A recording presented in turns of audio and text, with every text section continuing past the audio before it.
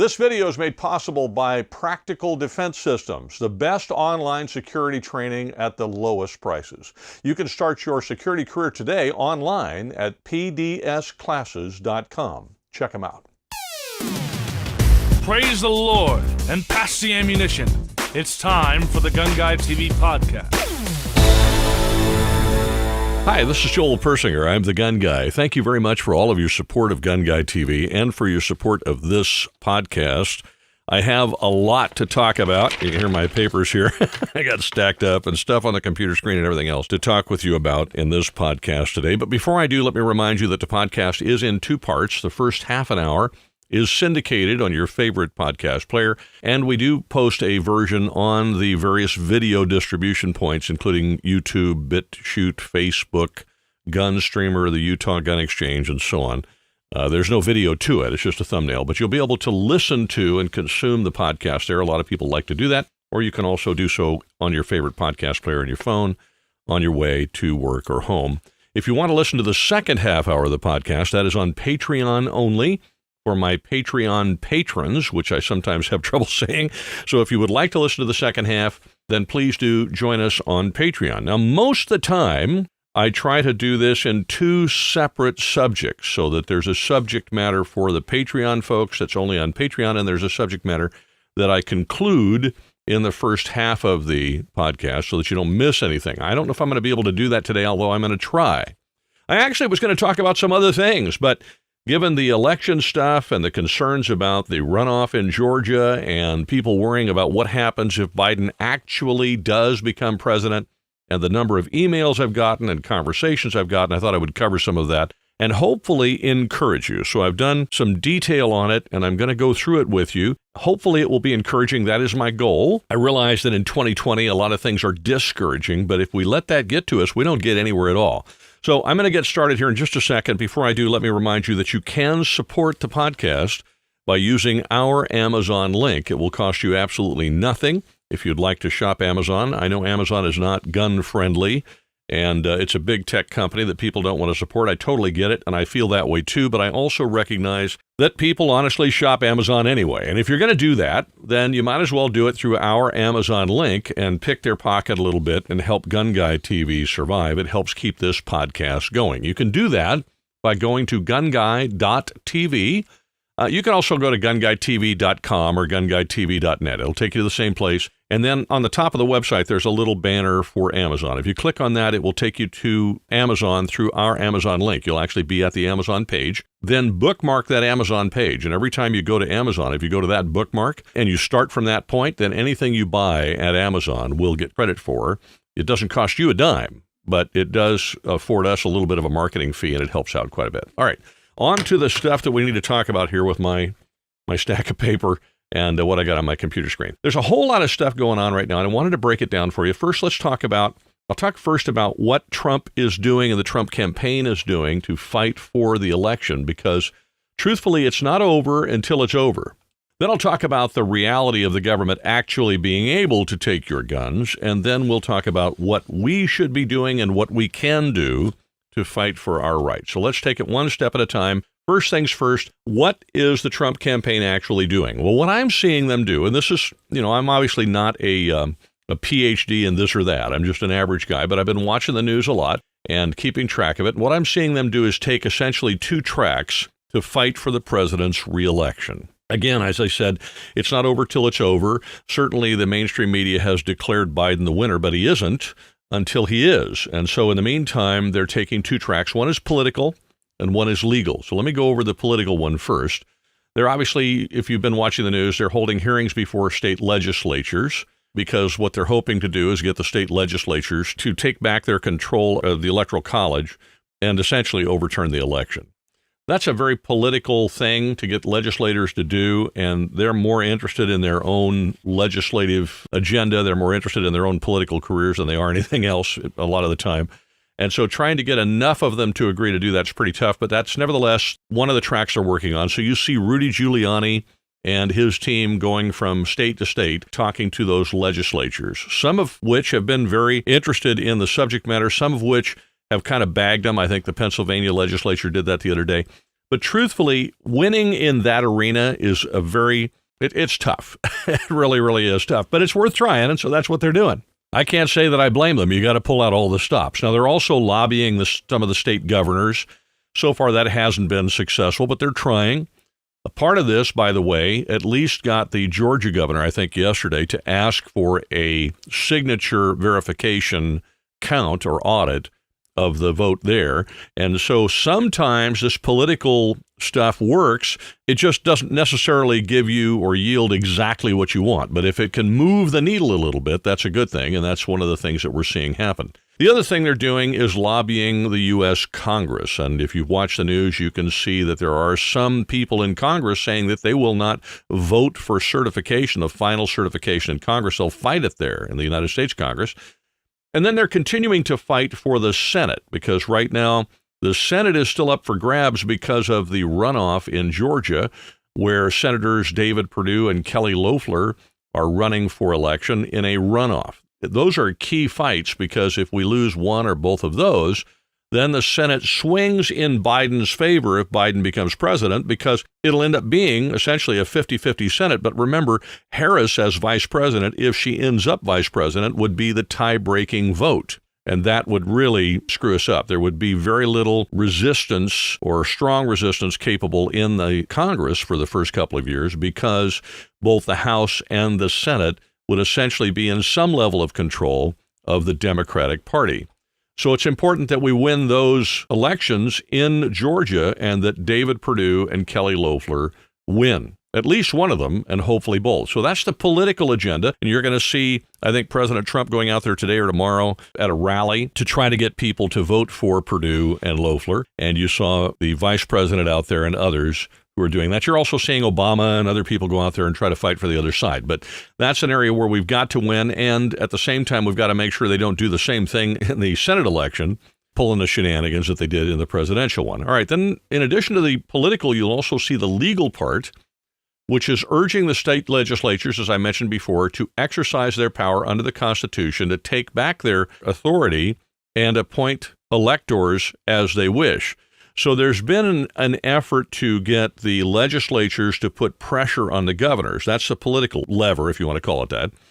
And then there's been the exercise of trying to get the legislatures to actually move and use their own power, which they're very hesitant to do. Essentially, they're cowards. Let's just call it what it is. And we knew that. And so I'm not particularly surprised that that doesn't seem to be getting as much traction as we might like. Then there is the court proceeding, and they have multiple court proceedings. So some of those are happening in the state court within the state. And then at some point or other, if they're not already there, they'll move to the federal court. Remember in the 2000 election with Bush v. Gore, that Bush lost repeatedly in the courts, if memory serves me correctly, until he finally won. So the fact that some of these cases are being tossed, well, some of the cases that are being tossed are not cases brought by the Trump campaign. They're brought by other people, and then they're attributed to the Trump campaign, even though the Trump campaign didn't bring those cases. They're brought by other parties. Some of them are being tossed regardless of who brings them, but they're essentially moving through the court system rather rapidly because the time is running very, very short. At some point or other, this is going to end up, I suspect, in the federal court system.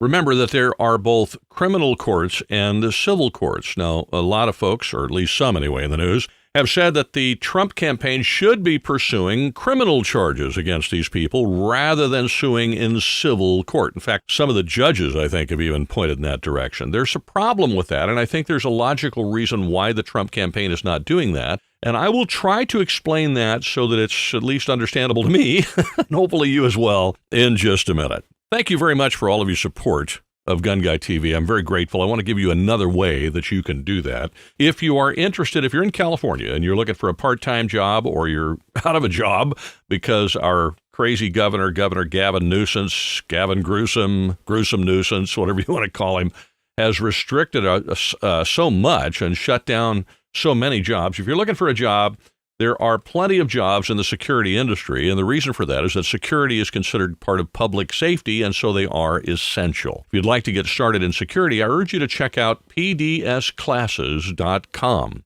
That's Practical Defense Systems, where you can actually take the courses and complete them online. You don't even have to leave your house. Check them out, pdsclasses.com. Get started in security today. You're listening to the GunGuyTV podcast. Please pay no attention to the man behind the curtain. Now back to what I was talking about with criminal versus civil court. There is a difference, and I'm not an attorney, so I can't get too deep into the weeds here, but I do urge you to look it up and search it out and look at the difference so that you understand what they may be doing. For example, in criminal court, you have to prove beyond a reasonable doubt that the person that you're, or persons that you're accusing of some criminal behavior committed that crime. That's a pretty high bar to reach, and it's very difficult. It requires a lot of evidence, and it's a lengthy, challenging procedure because the bar to reach that beyond a reasonable doubt is very, very high. Where in a civil lawsuit, that bar is much lower. It simply is basically the preponderance of the evidence. If the preponderance of the evidence shows that an action occurred that was a violation, then you've reached that threshold in the burden of proof. Now, burden of proof is much more complex than that. I've whittled it down to just very simple stuff. But if you look up beyond a reasonable doubt, preponderance of evidence, and burden of proof in a search engine, you're going to be able to read a lot more about that. And I think once you've done so, you'll understand why the Trump campaign is going the civil suit route rather than the criminal route. It might also explain why the Department of Justice and the FBI haven't done anything. Now, I'm of the opinion that the reason why they haven't done anything is purely political, because I don't trust the Department of Justice and the FBI as far as I could throw my house. But nevertheless, it may also be that in order for them to do something criminally, they have to have absolute proof, because they have to prove that those individuals did what they did with criminal intent beyond a reasonable doubt. And that takes a lot of time and a lot of effort and a lot of evidence gathering.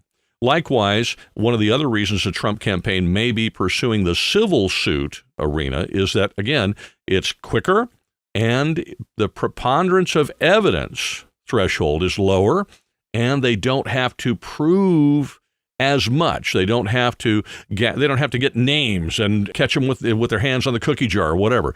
The huge number of depositions taken under the penalty of perjury, under oath, are a tremendous amount of evidence that can be used, I think, more effectively in a civil proceeding than they could be used in a criminal proceeding. It would require more. So watch those cases. I have a feeling it's going to bubble up to the United States Supreme Court. And then when it does, remember that in the federal court system, we have a lot more conservative, constructionist, originalist judges than we used to. And I'll talk about that here in just a minute. But that's where it's going, is through that system. I would say don't get discouraged by the losses in the lower courts. Those are actually something I think the Trump team expected.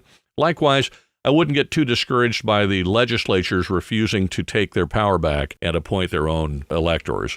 That was a long shot deal in the first place. But at the same time doing that, also got the information out to the public. So there's the public arena as well, which is very, very important.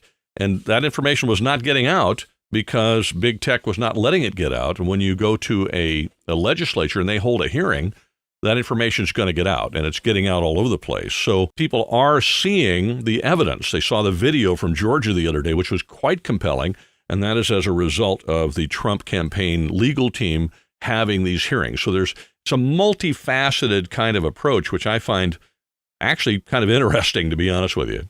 If we just take the worst case scenario and say, all right, now after all of this, Trump loses and Biden becomes president and Kamala Harris becomes vice president, let me ask the question, do you think that Biden can effectively take away all of our guns?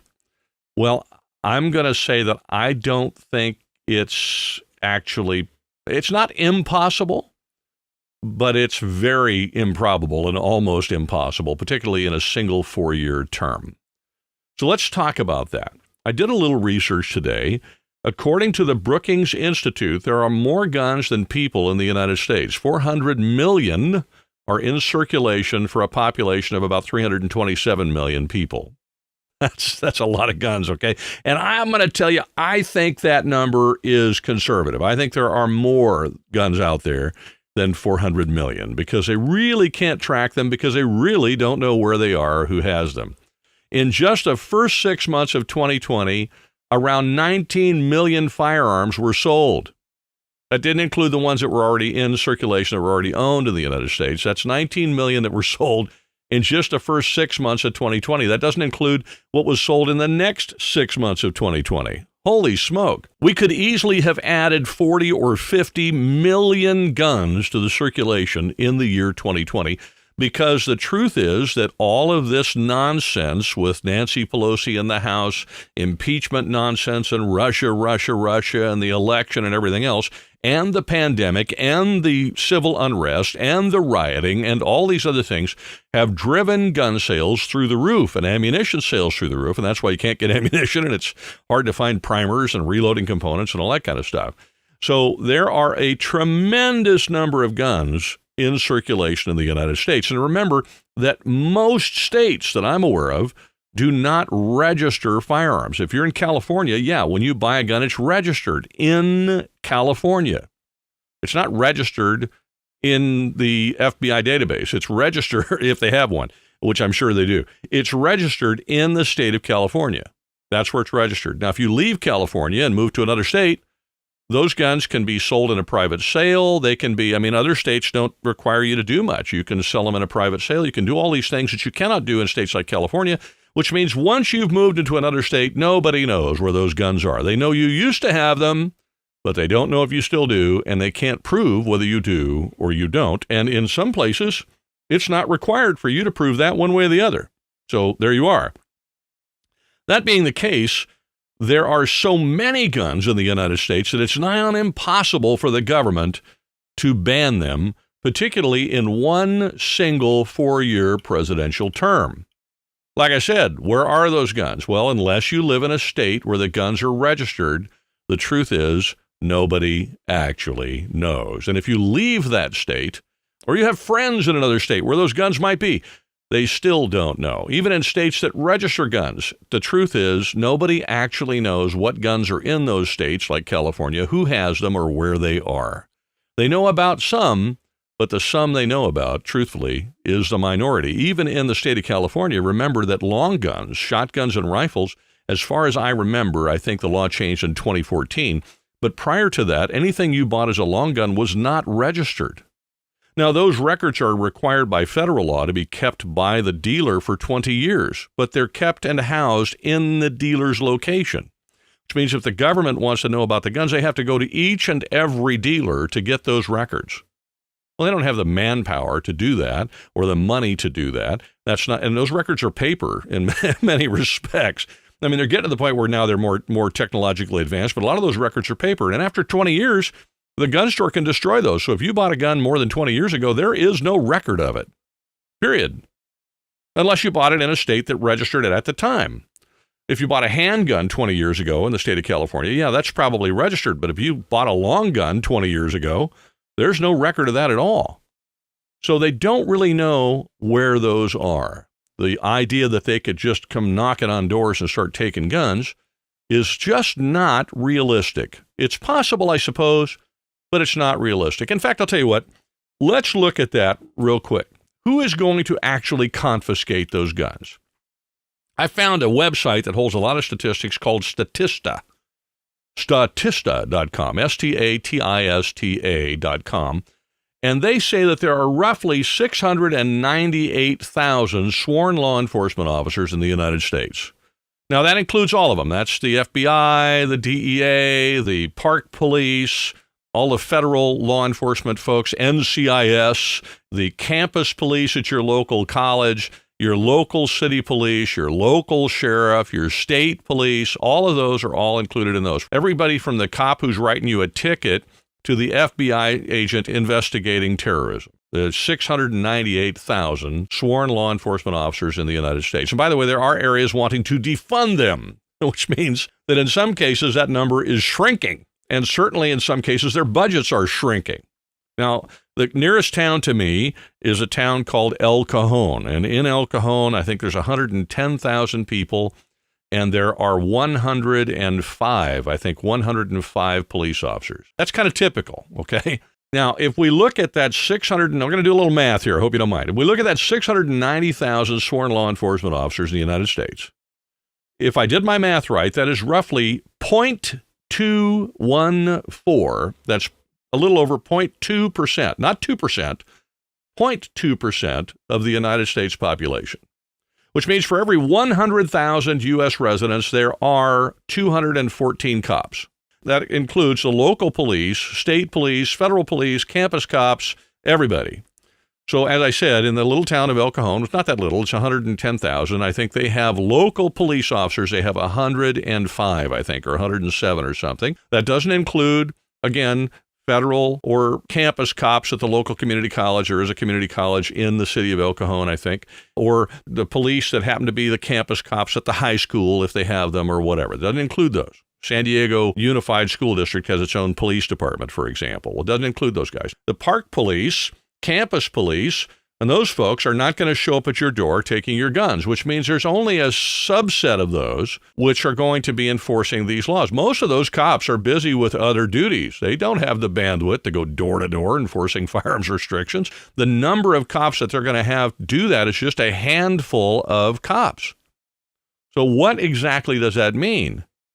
Well, it would seem to mean to me that any organized enforcement is going to be on a relatively small basis because they only have so many officers to do it, that it's going to happen mostly in major city centers because that's where the cops are. The majority of the cops that we're talking about are in major cities. They're not in rural areas. I mean, for example, my wife and I have a roughly 40-acre rural property in Arizona. The only law enforcement in that enormous county is the county sheriff. And the county sheriff doesn't have a whole lot of deputies. So who's going to come out traversing the 20-some-odd miles from the nearest little cattle town where my property is to come out there and knock on my door and ask me if I have an AR-15? First of all, I don't think the county sheriff in that county would be willing to do it anyway because he probably wouldn't get reelected if he did. So I just don't think that's going to happen. And the FBI certainly isn't going to go out there to do it. The ATF's not going to go out there to do it. They're going to focus on the major cities. All right, we'll talk more about this in just a second. Given the fact that the police departments are being defunded in some parts of the country and the riots continue, it seems, and we look at who's going to be president, and I don't know, and either way, half the country is going to be mad, there is a chance for continued violence in major cities in particular. Now, I live in San Diego County. I don't see a lot of that here, but if you live in L.A., it's possible. Or if you live in, another big city like Chicago or whatever, they have violence anyway, regardless, and Detroit, same way. If you have a gun or you purchased a gun to defend your home or defend yourself, you certainly want to have some legal coverage for that. I encourage you to check out Second Call Defense. Now, I want to say up front that we have an affiliate relationship with Second Call Defense. I've actually used them for years before I got that affiliate relationship and recommended them during that time. I still recommend them and I still use them. If you'd like to check them out, you can look for a link in the description for Second Call Defense. And if you can't find it there, I would appreciate it if you'd go to our website at GunGuy.tv and use the Second Call Defense menu item, or if you like, on the side of the website, if you scroll down a little bit, there's a banner ad for Second Call Defense. Since we have an affiliate relationship with them, if you choose to use them as your concealed carry and self-defense coverage, that would benefit us, and so I would very much appreciate you using our link or our banner ad on the GunGuy.tv website. Check out Second Call Defense. Shooting straight and always right on target. This is the GunGuyTV podcast.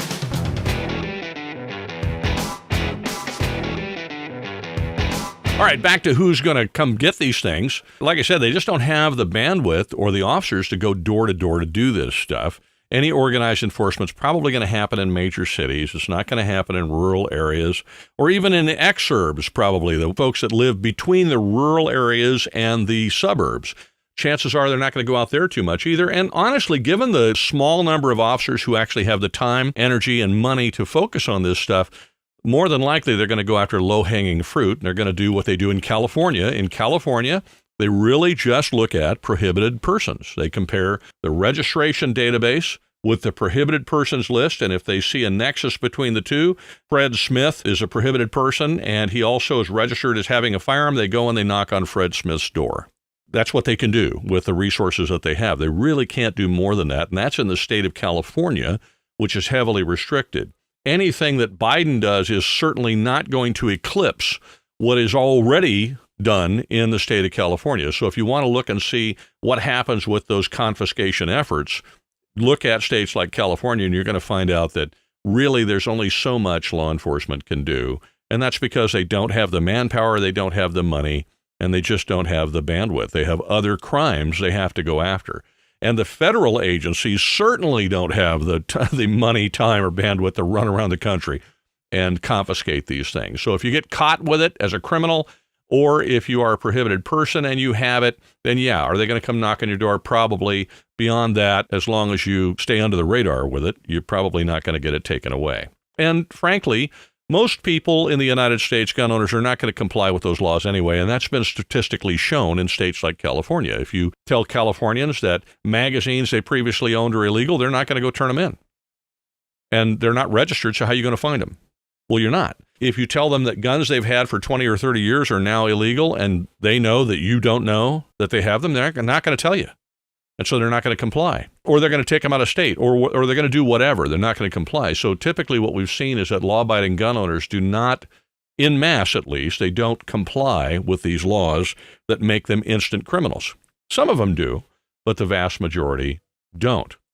It's important to remember, too, and this is the other part I want to encourage you with now, regardless, even if Biden becomes president, remember that every unconstitutional law or regulation, regardless of whether it's firearms related or not, is going to be challenged by some organization or group of people in federal court. That's very positive because President Trump has already appointed hundreds and hundreds of constitutional, conservative, originalist judges to the federal court system. And he's still doing it. And Mitch McConnell is still approving them. He's still confirming them in the Senate. In fact, Mitch McConnell has said they're going to run through the tape. That's a quote. They're going to keep working at doing that and approving judges in the Senate until the last possible minute. Just like running a 50-yard dash, they're going to keep running all the way through the tape. They're not going to slow down, which means the 300 judges or whatever that have already been appointed are not the limit. Trump is still appointing those judges, and the Senate is still confirming them, which means there's a very strong possibility that that court case is going to land before a constructionist, conservative federal court. And even if it doesn't, if it moves up, Trump has already changed the face of the circuit courts. The Ninth Circuit Court, which I sit under, unfortunately, in the state of California, used to be called the Nutty Ninth, or the Kangaroo Court or whatever, and at this point, it has been changed dramatically. It is now pretty much a 50-50 court.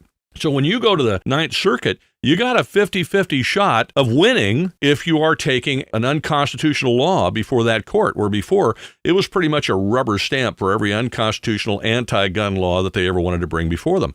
That's not the case anymore. And even if you do lose there, if the Supreme Court will hear it, and I'm just looking at what the Supreme Court's doing now, I'm very encouraged by the kinds of things that they're doing. If the Supreme Court hears it, you now have a 5-4 court. Now, some people are calling it a 6-3 court. It isn't. Chief Justice Roberts, to quote Sam Paredes, rides around that court on a pogo stick, bouncing from one side to the other. He's totally unreliable. He does whatever he does.